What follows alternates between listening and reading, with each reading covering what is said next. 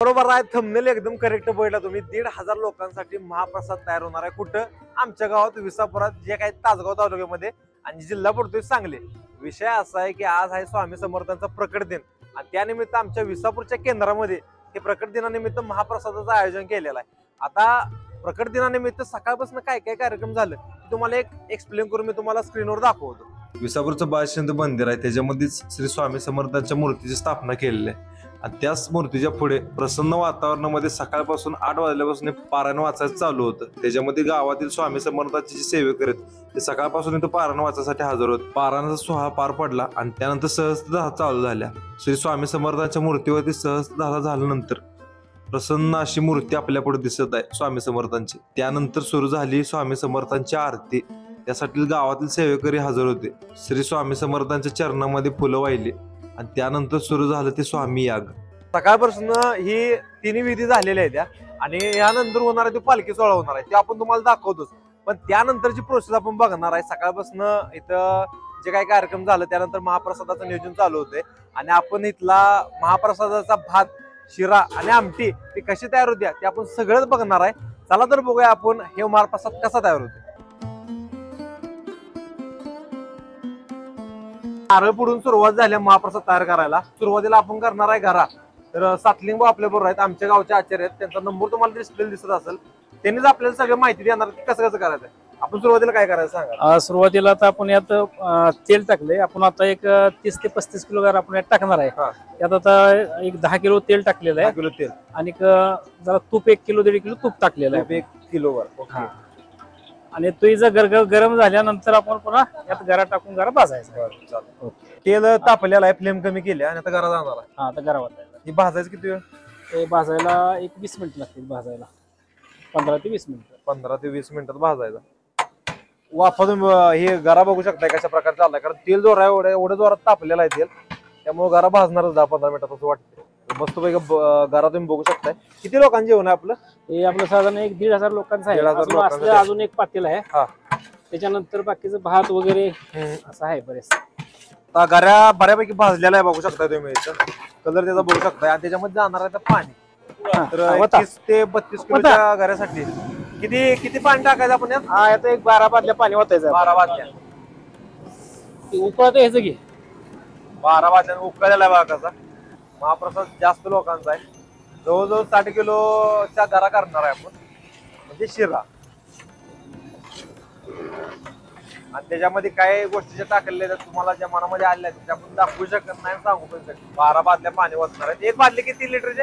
हे साधारण एक 8 ते 9 लिटरची बादली आहे. 8 ते 9 लिटरची बादली. अशा 12 बादल्या आपण पाणी आपण ओतलं आणि गरा बघू शकता तुम्ही. असं कंटिन्यू असं खालीवर करायला लागतोय, कारण गरा कच्चा नाही राहिला पाहिजे आणि त्याच्यामधनं गाठी नाही राहिल्या पाहिजे म्हणून खालीवर कंटिन्यू. त्यानंतरची प्रोसेस तुम्हाला दाखवतो. शिजलाय बघा. आता साखर टाकायची टायमिंग झाले. किती किलो साखर टाकायची? आता याला 31 किलो गरा आपण झोपून घेतला. 31 किलो साखर. 31 ला 31 किलो साखर टाकायचे. पूर्णपणे पाण्यामध्ये शिजलेला आहे बघा. त्याच्यामध्ये 31 किलो साखर ऍड केलेली आहे आणि थोडी ड्रायफ्रूट. जोपर्यंत मेल्ट होत नाही तोपर्यंत थोडस ड्रायफ्रूट. त्यामध्ये बेदाणा आहे, परत ना चेरे, काजू, असं ड्रायफ्रूट त्याच्यामध्ये मिक्स केलं आणि हे मिक्स करायचं सगळं. त्यानंतर तुम्हाला दाखवतो. अशा प्रकारे आपला शिरा तयार झालेला आहे. प्रसाद तयार झालाय स्वामीचा. गार्निशिंग करायचं आहे. तूप टाकलेला आहे थोडं त्याच्यावर आणि गार्निशिंग चालू आहे. ड्रायफ्रूट टाकून शिरा आपला तयार झालेला आहे बघा. हे स्वामीचा प्रसाद संध्याकाळी आपण महाप्रसाद आले. आता आपण भात बनवणार आहे. शिरा झालाय, आता आपण भात तयार करणार आहे. तर आपण पातेल घेतलेला आहे. 30 किलो जाणार आहे ना भात? 50 किलो. 50 किलो बरोबर. 50 किलो भात आपण करणार आहे. 50 किलो तांदळाचा. त्यासाठी आपण पहिल्यांदा 5 लिटर तेल घेतले आणि त्यानंतर आपण पुढली प्रोसेस बघणार आहे.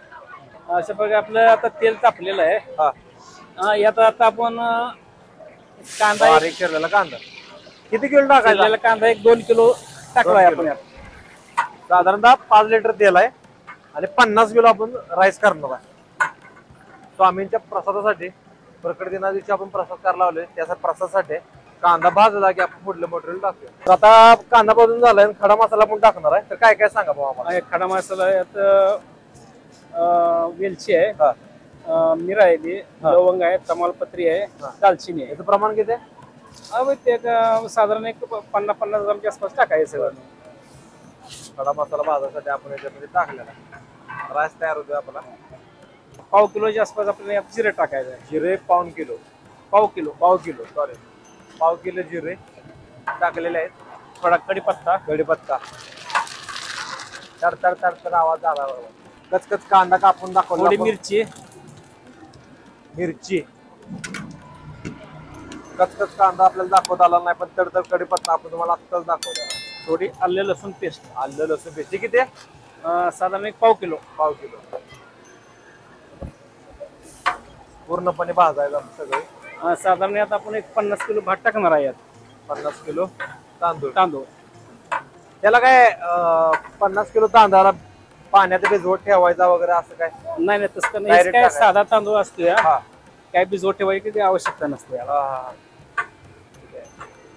हे भाजलेलं आहे. आता आपण यात पाणी वाचायचं. पाणी किती वाटायचं? 50 किलो आहे साधारण या एक 15 बादल्या. 15 बादल्या. एक 9 लिटरच्या 15 बादल्या. सॉरी 8 ते 9 लिटरच्या 15 बादल्या. तुम्ही कधी बल्क प्रमाणात जर करणार असला प्रसाद तर ह्या बेसिसवर तुम्ही करू शकता. आणि अरोमा एकदम भारी अरोमा लागला. मसाला जसं भाजलेला आहे आणि त्याच्यामध्ये पाणी चाललं की अरोमा भारी लागला. आता पुलाव बिलाव करायचं म्हटलं की ह्याच्यापेक्षा वेगळं आले काय? हा, त्याला वेगळे मसाले येते, ते वेगळ्या भाज्या आहेत त्याला मसाला सगळं वेगळं येते. त्याच्यामध्ये आता 15 बादल्या टाकल्या तर ह्याच्यामध्ये राईस टाकायचा ना. हा, डायरेक्ट. आणि ते झालं राईस टाकून झालं की शिजायला याला वेळ किती लागेल? शिजायला एक 10 ते 15 मिनिटं. 10 ते 15 मिनिटं. तर त्यानंतर आपण संध्याकाळी महाप्रसाद चालू होणार आहे. आता आमचीच काय आपल्याला दाखवता येणार नाही, कारण लेंथ आणि आपल्याला वेळ पण नाही तेवढा, कारण आपल्याला पालखी सोहळ्याकडे जायचं आहे. पालखी सोहळा मी तुम्हाला दाखवतो. शिरा आणि भाताची रेसिपी आपण इकडे कव्हर केलेली आहे. भात जो तयार होणार आहे, शिरा आपण बघितलाय, तर तयार झालेलं भाताचं फुटेज मी तुम्हाला महाप्रसाद ज्यावेळेला चालू होणार आहे त्यावेळेला दाखवतो. आता हे पाणी इकडे उकळायला चालूच आहे बघा. 15 बादल्या ह्याच्यामध्ये टाकलेले आहेत आणि ह्याच्यामध्ये जाणार आहे राईस कुठला वापरायचा आपण? याच्यामुळे माय चॉईस स्टीम. स्टीम स्वच्छ नीट केलेला आहे. ओके. तर आता चाललंय याच्यामध्ये मीठ किती? साधारण 1 किलो 700 ग्राम. 1 किलो 1 किलो 700 ग्राम मीठ. आणि वरती 700 ग्राम. 1 किलो आणि 700 ग्राम मीठ याच्यामध्ये मोठं मीठ टाकलेलं आहे. आणि आता आपण टाकायचं आहे तांदूळ. माहितीचा स्टीम तांदूळ आपण आता याच्यामध्ये टाकणार आहे. कार्यकर्ते भक्क माहिती पोत पाडतील रे. पुढे इतका जबरदस्त लागणार, जबरदस्त. प्रसाद एक नंबरचा होणार. राईस आता त्याच्यामध्ये टाकलेला आहे आणि उरलेला हा 50 किलो टोटल. हळू 50 किलो टोटल आपण राईस याच्यामध्ये टाकणार आहे. ह्यामध्ये 50 होणार आहे. हा, ह्यामध्ये 50 आणि अजून दुसरा आणि एक 50 म्हणजे टोटल 100 किलो तांदूळ आणि गारा 60 किलो. यातला आपण 30 किलोची रेसिपी बघितली आणि ही 50 किलोची बघायला होती. तर आता हे शिजायसाठी 15-20 मिनिट लागणार आहेत आणि डायरेक्ट आता शिजल्यानंतर तयार झालेला भात मी तुम्हाला दाखवतो.